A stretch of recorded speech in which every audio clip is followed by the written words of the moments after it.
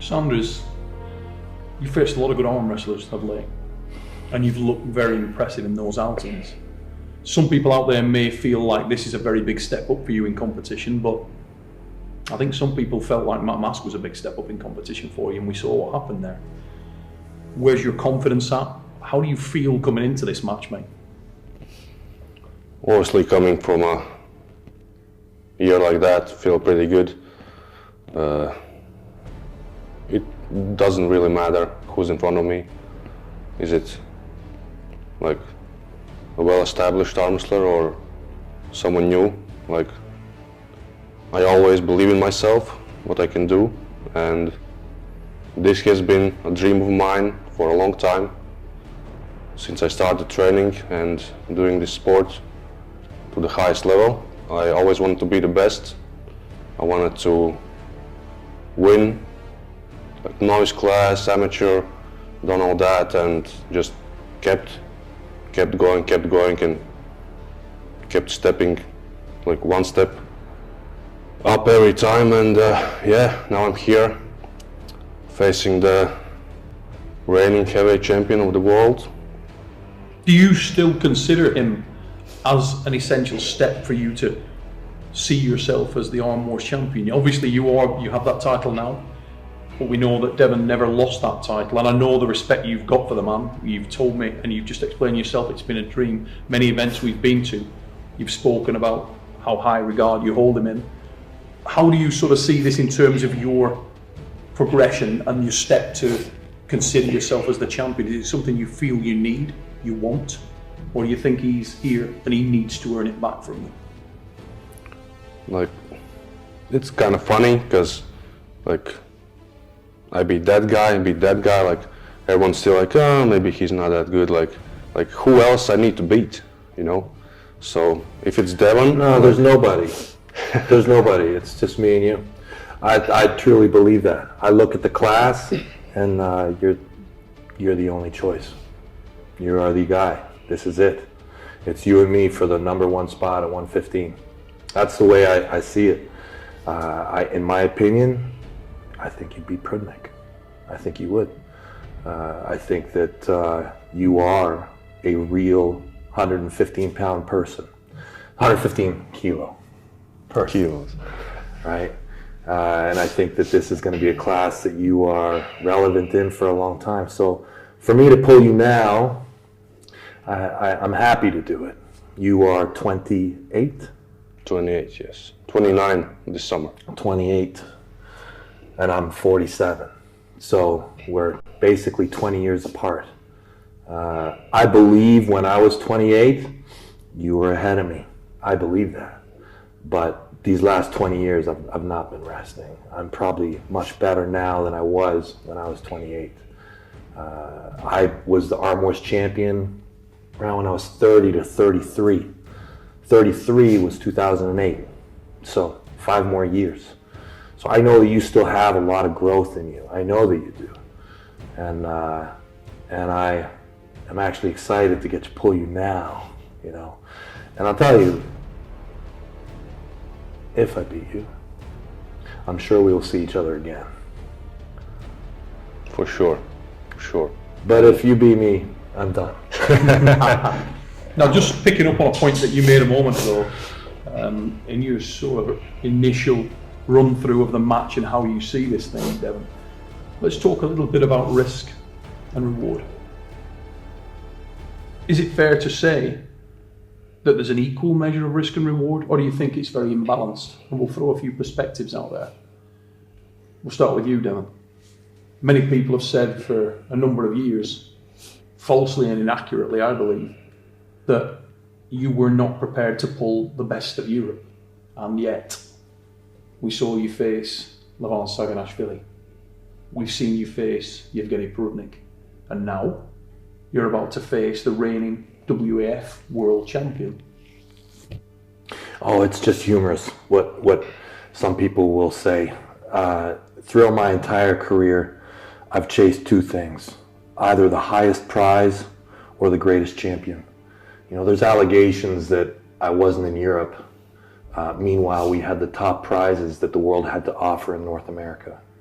Talk about risk. I mean, we don't even need to talk about risk. It's just a completely hilarious discussion for anyone who knows me whatsoever. It's just not even worth talking about.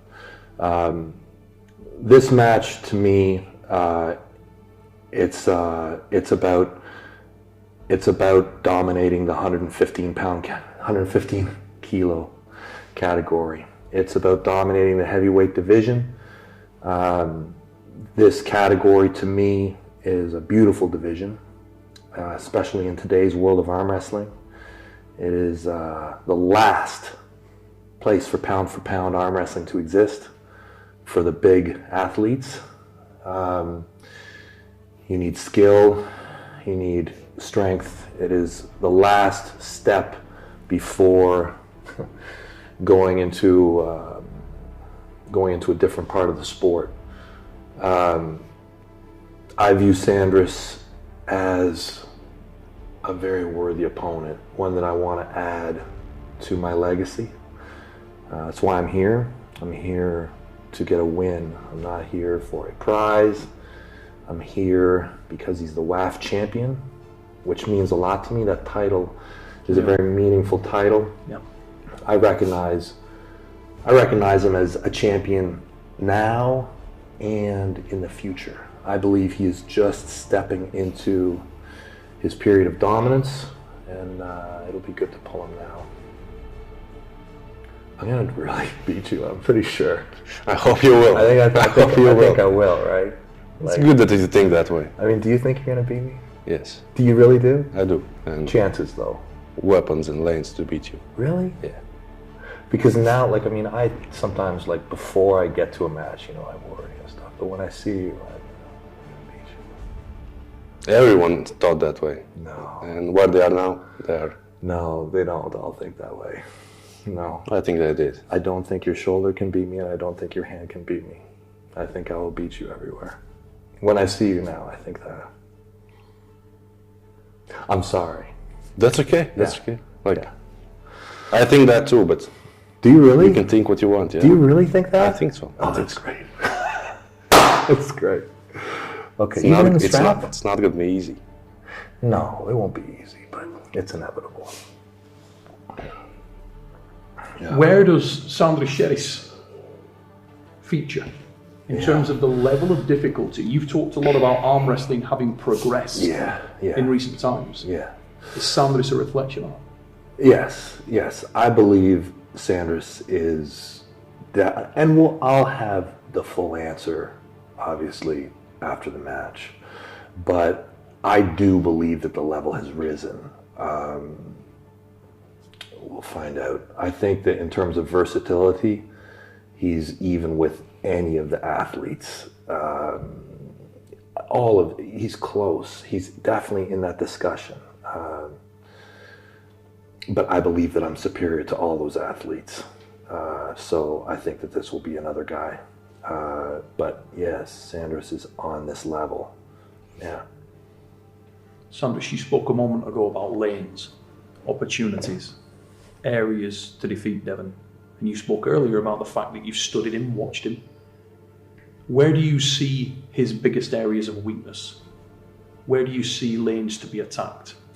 Is it a physical approach? Is it a mental approach? Technical? How do you see this thing breaking down? It's a bit of everything, and with Devon, especially, you can't be dragged in those long, grinding matches. If you want to beat this guy, you want to do it quick. So obviously, I'm not going to disclose everything I'm going to do, but now you faced Matt Mask recently, and you dominated him, and you shocked including myself, you shocked a great deal of people with the manner in which you dealt with Matt. One of the reasons why that was so interesting is because Matt has such leverage advantage over most of the people he faces, yet with yourself, a lot of those were burned into the ether. They didn't count in the match. Do you think there's something similar here when you look across the room now? It's almost like arm wrestling in a mirror.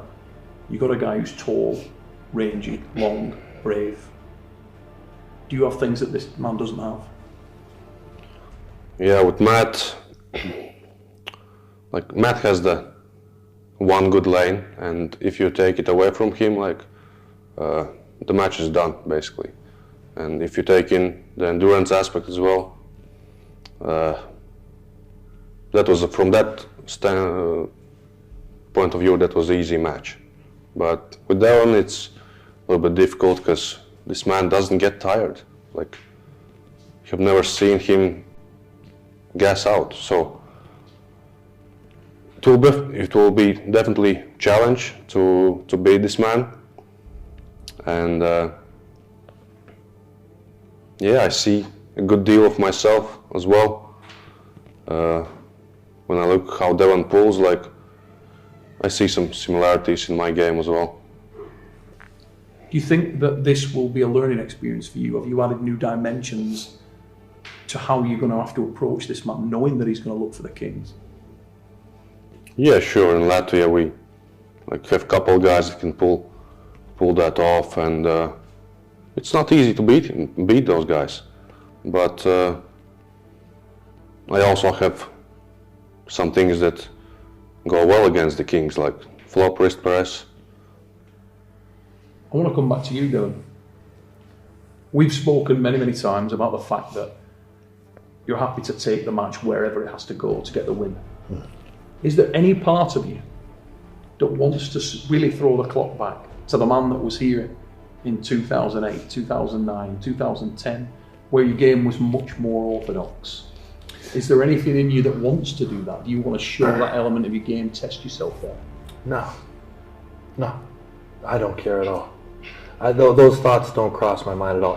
It so happens that orthodox arm wrestling is a fantastic way to arm wrestle. But in no way do I constrain myself or pressure myself to win by any particular style or try to appeal to anyone to get a certain way of victory. What I will do is, if I can win one way, I will try to expand on it. That's the nice thing about Arm Wars. We have 6 rounds, right? So Arm Wars has the unique gift that you can showcase the depth of your greatness, which over the course of 6 rounds, I may try and show a greater arsenal, but none of that will cross my mind until I establish victory. What are you doing here? You're not even close to this division, right? I'm not in this division. Man, you're lucky Ryan Bowen. You're lucky Ryan Bowen isn't here. Don't put Ryan Bowen's name in your mouth. He would murder you. Don't worry about me murdering. Listen. I'm trying to be nice to your young friend here. Okay, I've been trying to be nice. Don't be nice. Listen. I don't want to. He's a young flower, okay? Delicate flower? It's the beginning of his career, okay? I don't want to scar him too badly. That's for the future, maybe. This time, nice and gentle, okay? Sandris, tell me what you told me. You're going to smack him, right? Of course. How confident are you? He can't even say it. 90%. Ray, do not pressure the kid, okay? Yeah. No pressure. I feel no pressure. Give him it's still early for him. I don't care enough, you know? He doesn't understand English that good for him to be intimidated or something. Hey, You know? look, I'm extremely confident. I'm extremely confident. Extremely. Now that I'm in front of you, I'm extremely confident. I feel like I'm going to have full hand control and full shoulder control. I'm sorry, I just feel that way. Everybody was confident. No, not everybody's confident. Yeah, Matt Mask was confident. No. And You know what, he listen. got WristBall. There are forms of confidence. There are many forms of confidence. Okay? And I'll tell you that I have a calm, relaxed, very sure sense of confidence. I don't think you're ready yet. I don't. I think that I will be nice to you by round 3. I think by round 5, you may not want to come to the table. It's good you think that way. It's good. I mean, I don't think it's just think. I think it's I see the future. I've been here many times. I don't see that future. I've been here many times, my friend. Many times. I'm sorry. I have a lot of respect for you, but it's not time yet. Not yet. Maybe in a few years. Not yet. What do you think, Ray? Ray agrees with me. I also think few years, but I think Sandris will do some damage. Everyone thought like few years back like that. Maybe a few years, but Yeah. He keeps I watch everything. I'm If they keep I'm a something big like fan that, of arm wrestling. you know? I'm a big fan of Sandris. That's why I'm here. I'm not here because I don't like Sandris. I'm here because I think Sandris is exceptional. Yeah.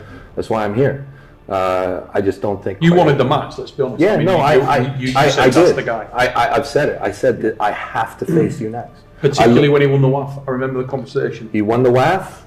We talked about it before. Yeah. So we'll see if he wins the WAF. He won the WAF. And then when you pulled him out, I was like, you're the guy. You're the guy. Yeah, that's Yeah, I am here for you.